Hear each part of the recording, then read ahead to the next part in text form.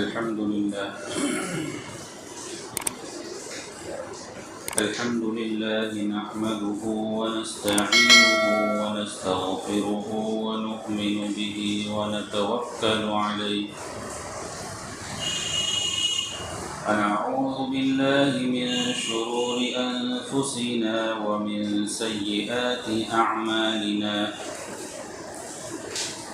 من يهده الله فلا مضل له ومن يضلله فلا هادي له ونشهد أن لا إله إلا الله وحده لا شريك له ونشهد أن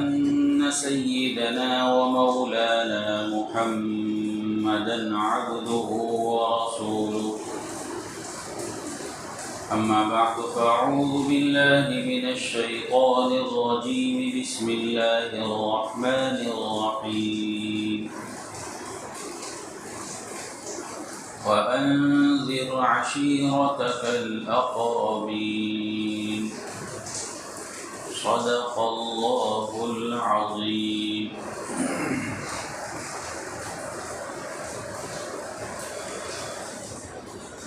اللہ کے رسول صلی اللہ علیہ وسلم نے ایمان کی دعوت کس طرح دی،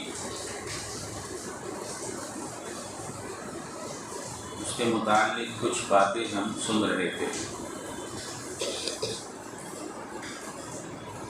سب سے پہلے تو اللہ کے رسول صلی اللہ علیہ وسلم نے جب اللہ کا یہ حکم آیا کہ اپنے گھر والوں کو اللہ کے عذاب سے ڈراؤ، تو آپ صلی اللہ علیہ وسلم نے اپنے گھر والوں کو، اپنے خاندان والوں کو کھانے کی دعوت دی اور کھانا کھلا کر ایمان کی دعوت دی، جس پر حضرت علی رضی اللہ تعالیٰ عنہ نے آپ کی مدد کا وعدہ کیا۔ اسی مجلس میں آپ صلی اللہ علیہ وسلم کے چچا، جنہوں نے بچپن سے آپ کی پرورش کی تھی، چچا ابو طالب نے بھی مدد کا وعدہ کیا کہ میں اپنے آبائی دین کو تو نہیں چھوڑ سکتا، البتہ میں جو ہے اے محمد جو کہ میرا بھتیجا ہے، میں ضرور مدد کروں گا اور آپ کی حفاظت میرے ذمے رہے گی۔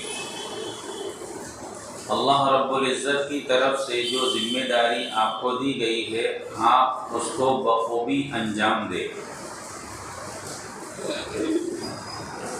پھر جیسا کہ آپ کے دوسرے چچا ابو لہب، جو اس سے پہلے بھی مخالفت کر چکے تھے، اس موقع پر بھی جبکہ ابو طالب نے حفاظت کا وعدہ کیا، ابو لہب نے اس کی مخالفت کی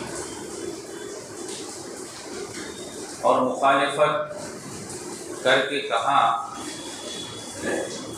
کہ یہ محمد جو کر رہا ہے وہ بہت غلط کام ہے، آبائی دین کو چھوڑ کر دوسرے دین کی طرف جانے کی جو دعوت ہے وہ ایسی دعوت ہے کہ آج نہیں تو کل باہر کے لوگ ضرور اس کو روکیں گے۔ جب باہر کے لوگ روکیں گے اس وقت ہماری عزت جو ہے مٹی میں مل جائے گی کہ محمد کو اس کے گھر والے، اس کے خاندان والے ایسے کام سے روک نہیں سکے، تو اس وقت ہماری عزت کا کیا؟ گویا لوگ روکے اس سے پہلے ہمارے لیے ضروری ہے کہ ہم خود سب مل کر محمد کو اس کام سے روکیں۔ ابو لہب کی یہ بیہودہ بات سن کر ابو لہب کی بہن یعنی اللہ کے رسول صلی اللہ علیہ وسلم کی پھوپھی حضرت صفیہ رضی اللہ تعالیٰ عنہ کھڑی ہوئی، اور حضرت صفیہ نے بھی ابو لہب کی مخالفت کی کہ کہ ہمارے خاندان کا ایک شخص کھڑا ہو کر اچھی بات بتا رہا ہے، بھلی بات بتا رہا ہے، تو اس کی بات ماننی چاہیے، اس کی بات کو سوچنا چاہیے، یہ نہیں کہ اس کی مخالفت کرنی چاہیے۔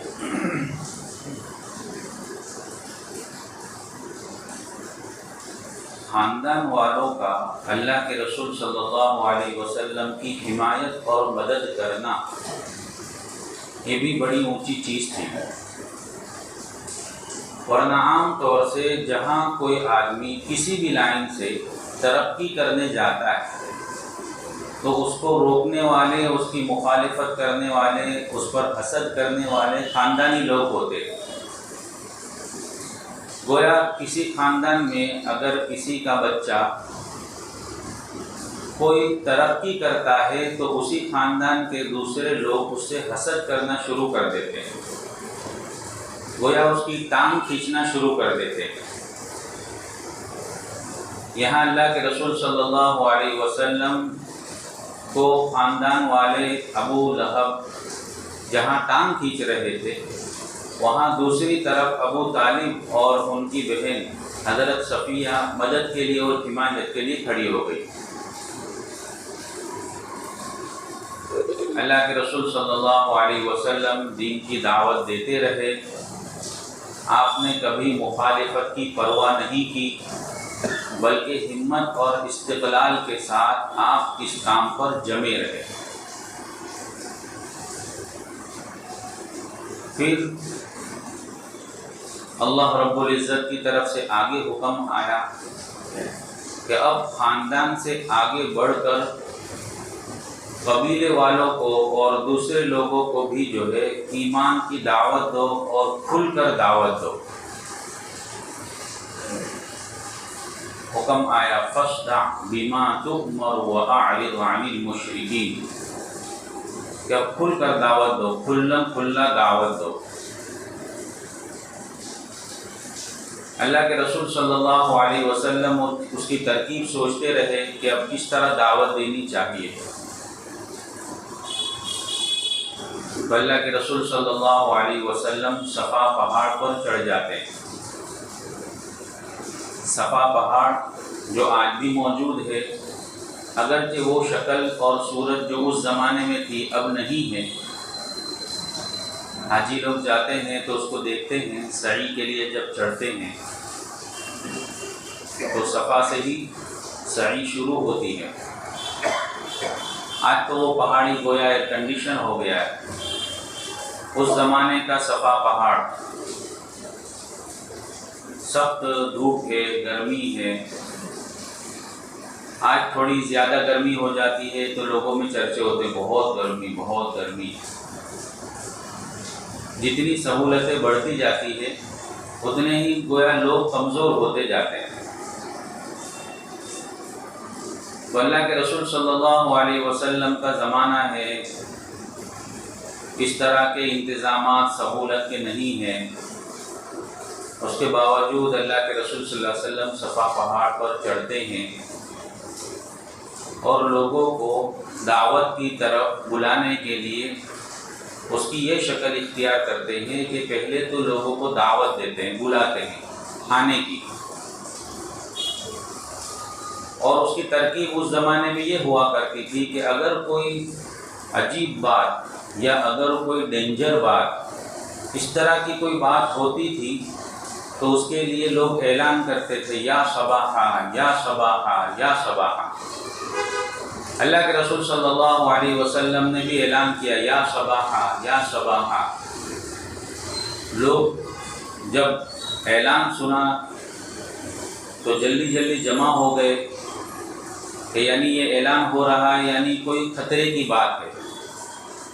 کوئی خطرے کی بات ہو، کوئی اہم بات سنانی ہو تو اس وقت اس طرح کا اعلان ہوتا تھا۔ لوگ جمع ہو گئے، خاندان والے جمع ہو گئے۔ پھر بھی اللہ کے رسول صلی اللہ علیہ وسلم نے بعض خاندانوں کے نام لے لے کر پکارا اور ان کو بھی آنے کی دعوت دی۔ جب سب خاندان والے اور قبیلے والے جمع ہو گئے تو آپ تو چونکہ پہاڑ کے اوپر ہے، لوگ پہاڑ کے نیچے جمع ہے۔ اللہ کے رسول صلی اللہ علیہ وسلم سوال کرتے ہیں کہ کیا میں آپ کو یہ خبر دوں کہ گھوڑے سوار کا ایک بڑا لشکر مکہ کے اوپر حملہ کرنے والا ہے، تو آپ اس بات کو سچ مانو گے؟ اب جتنے بھی لوگ ہیں ان کے سامنے اللہ کے رسول صلی اللہ علیہ وسلم کی پوری زندگی ہے، پورے 40 سال اللہ کے رسول صلی اللہ علیہ وسلم کو سب دیکھتے ہوئے آئے ہیں۔ تو لوگوں نے کہا کہ یہ تو وہ شخص ہے جس نے آج تک کبھی جھوٹ نہیں بولا۔ تو جو شخص آج تک کبھی جھوٹ نہیں بولا وہ آج کیسے جھوٹ بول سکتا ہے، جبکہ اس نے آج یا صباحہ کا اعلان کیا ہے، خطرے کی گھنٹی ظاہر کی ہے، تو یہ آج کیسے جھوٹ بول سکتا ہے؟ تو سب نے ایک زبان ہو کر کہا کہ آپ جو کہیں گے ہم مانیں گے، آپ نے کبھی جھوٹ نہیں بولا۔ تو اللہ کے رسول صلی اللہ علیہ وسلم نے لوگوں کو ایمان کی دعوت دی کہ میں آپ لوگوں کو اللہ کی طرف بلاتا ہوں کہ ایک اللہ پر ایمان لاؤ اور بت پرستی سے، کفر اور شرک سے توبہ کرو اور اس کو ترک کرو، اس کو چھوڑو۔ جب یہ بات سنی تو سب برا بھلا کہنے لگے، اور اس میں پھر وہی سب سے آگے برا کہنے والا آپ کا چچا ابو لہب۔ لہب اصل میں کہا جاتا ہے آنکھ کو، اور ابو یعنی باپ، ابو لہب یعنی آنکھ کا باپ، کیونکہ ابو لہب بہت خوبصورت بھی تھے، اللہ نے خوبصورتی بھی عطا فرمائی تھی اور مال و دولت بھی بہت تھا۔ تو وہ قیامت کا جب اللہ کے رسول صلی اللہ علیہ وسلم جب بھی تذکرہ کرتے تو ابو لہب یہ کہہ کر چھوٹ جاتا کہ میرے پاس تو بہت مال و دولت ہے، کبھی ایسا کوئی موقع آیا بھی تو میں سارا مال اور دولت دے کر اس کے فدیے میں چھوٹ جاؤں گا، میرے پاس تو سب کچھ ہے۔ لیکن اس کو معلوم نہیں تھا کہ آخرت کا مسئلہ الگ ہے۔ تو ابو لہب نے یہاں بھی مخالفت کی، یہاں تک کہ اللہ کے رسول صلی اللہ علیہ وسلم کو بددعا بھی دی، تبا لک لہذا جمعتنا، کہ تو ہلاک ہو،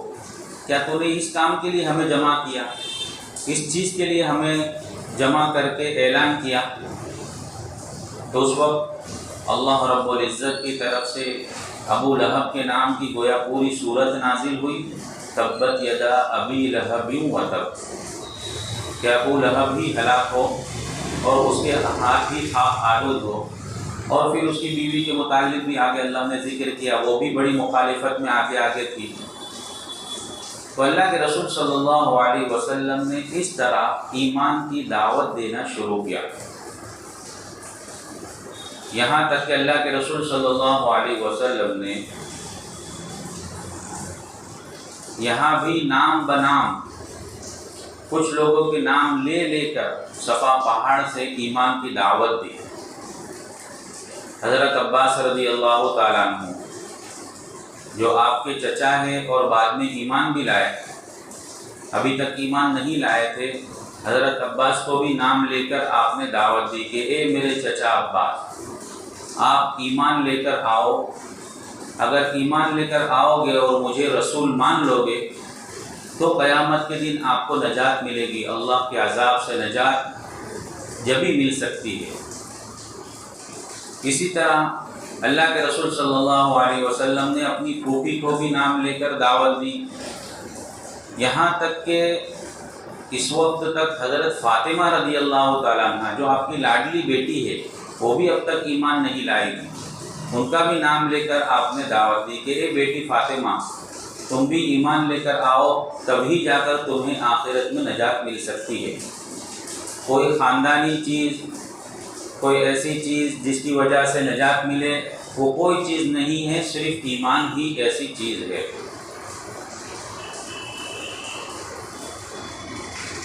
اللہ کے رسول صلی اللہ علیہ وسلم کے اس اعلان سے ایک سبق ہمیں بھی ملتا ہے،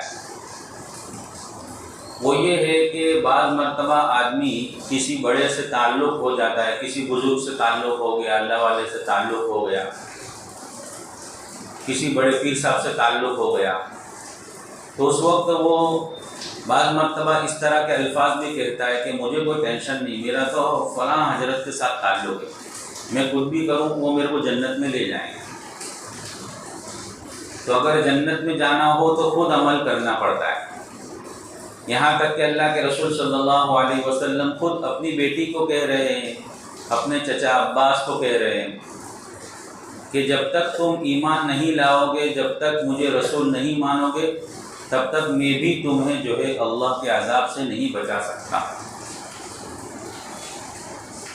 تو اللہ رب العزت نے جو حکم دیا، اللہ کے رسول صلی اللہ علیہ وسلم نے اس پر اس طرح عمل کر کے بتلایا،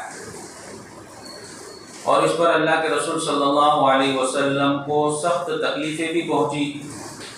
چونکہ آپ نے دعوت دی، اور جب ایک آدمی اپنے گھر والوں کو، اپنے خاندان والوں کو دعوت دیتا ہے اور وہ نہیں مانتے ہیں، تو اس وقت آدمی کو ایک رنج اور غم ہوتا ہے، بڑا رنج پہنچتا ہے، غم ہوتا ہے۔ اللہ کے رسول صلی اللہ علیہ وسلم اسی وجہ سے بڑے غمگین رہا کرتے تھے۔ تو اللہ کے رسول صلی اللہ علیہ وسلم جو کہ اللہ رب العزت کے بعد سب سے بڑا مقام اور مرتبہ آپ کا ہے، آپ کو بھی اتنے رنج اور غم ہوئے، تو آج کے ایمان والے کو کبھی کوئی رنج اور غم پہنچتا ہے تو اس وقت اس کے ذہن میں یہ بات آتی ہے کہ میں اللہ کو مانتا ہوں، اللہ کی عبادت بھی کرتا ہوں، تو بھی میرے کو اتنا ٹینشن اور اتنا غم۔ یہاں تک کہ اللہ کے رسول صلی اللہ علیہ وسلم پر تو غموں کے پہاڑ ٹوٹ گئے، تب بھی آپ نے اپنا کام جو کرنا تھا اس کو چھوڑا نہیں، اس کو ترک نہیں کیا۔ ہمارا مزاج یہ بنا ہوا ہے کہ اگر تھوڑا سا غم آ جاتا ہے، تھوڑی تکلیف آ جاتی ہے، تو آدمی سوچتا ہے کہ میں ایمان والا ہوں، اللہ کو مانتا ہوں، نماز پڑھتا ہوں، تو بھی میرے کو ٹینشن، تو بھی میرے کو غم۔ تو کیا جو لوگ اللہ کو نہیں مانتے ہیں، کیا ان کو غم نہیں ہوتا، ان کو ٹینشن نہیں پہنچتا؟ بلکہ اللہ نے دنیا بنائی اسی طرح ہے کہ یہاں غم اور رنج آتے رہتے ہیں، جاتے رہتے ہیں۔ یہاں اصل چیز ہے وہ یہ ہے کہ ان غم کے ساتھ، رنج کے ساتھ آدمی کو اپنا کام، اپنے دین کا کام، اللہ کی عبادت کی طرف لوگوں کو بلانا، اللہ کی عبادت کرنا، یہ کام اس کو کرتے رہنا چاہیے۔ بعض مرتبہ کچھ حالات آگے پیچھے ہو گئے تو آدمی جو ہے، جو اچھے کام کرتا ہوتا ہے اس کو چھوڑ دیتا ہے کہ اپنے سے نہیں ہو، ابھی بہت ٹینشن میں، یہ سب نہیں ہو اپنے سے۔ تو اللہ کے رسول صلی اللہ علیہ وسلم کی سیرت، آپ کی زندگی سے امت کو جو سبق ملتے ہیں، ان سبق کے اندر جو چیز ہمیں لینی چاہیے، اس میں ایک چیز یہ بھی کہ حالات جیسے بھی آ جائے، رنج اور غم جتنے بھی ہو جائے، یہ تو دنیا ہے، چلتا رہتا ہے، آتے رہتے ہیں، جاتے رہتے ہیں، لیکن آدمی کو چاہیے کہ جو اچھے کام کر رہا ہے، جو نیک کام کر رہا ہے، اس کو کرتا رہے، اس کے اوپر استقامت کے ساتھ جمع رہے۔ اللہ کے رسول صلی اللہ علیہ وسلم بھی استقامت کے ساتھ دین کی دعوت دیتے رہے، یہاں تک کہ اور بھی حالات آئے، پھر اللہ نے راستے کھولے۔ آگے کی سیرت انشاءاللہ ہم پھر سنیں گے۔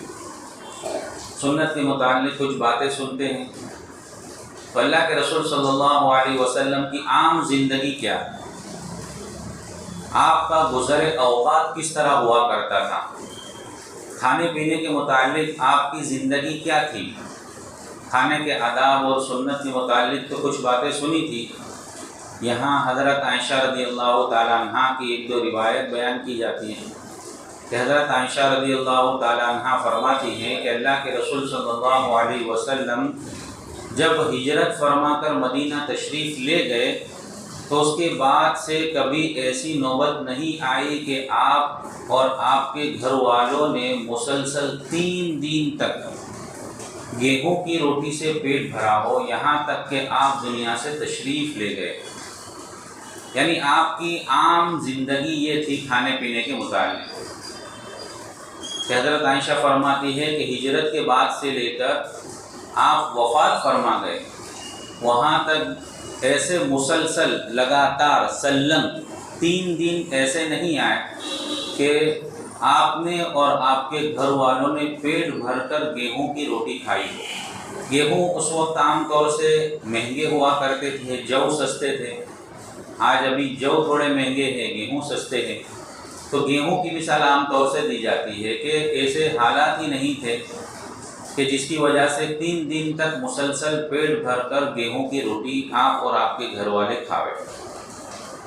इसी तरह दूसरी रिवायत है हज़रत आयशा रज़ियल्लाहु ताला अन्हा की, वो फरमाती है कि तमाम उम्र जौ की रोटी से 2 दिन तक पे दर पे लगातार आपने पेट भरकर नहीं खाया। उलमा ने इसके तहत एक फ़ायदे में एक बात लिखी है कि अल्लाह के रसूल सल्लल्लाहु अलैहि वसल्लम ने अपने लिए फ़क्र ही को पसंद किया कि अगर आप अपने लिए गिना को पसंद करते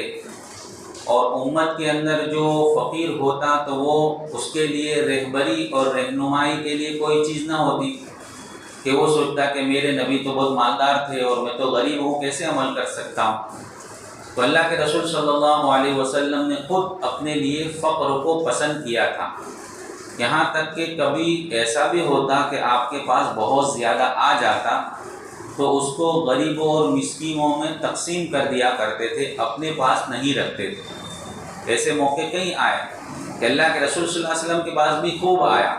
आपके हिस्से में भी खूब है, लेकिन आपने उसको जमा करके अपने लिए कभी नहीं रखा। अल्लाह रब्बुल इज़्ज़त हमें समझने की अमल की तौफीक।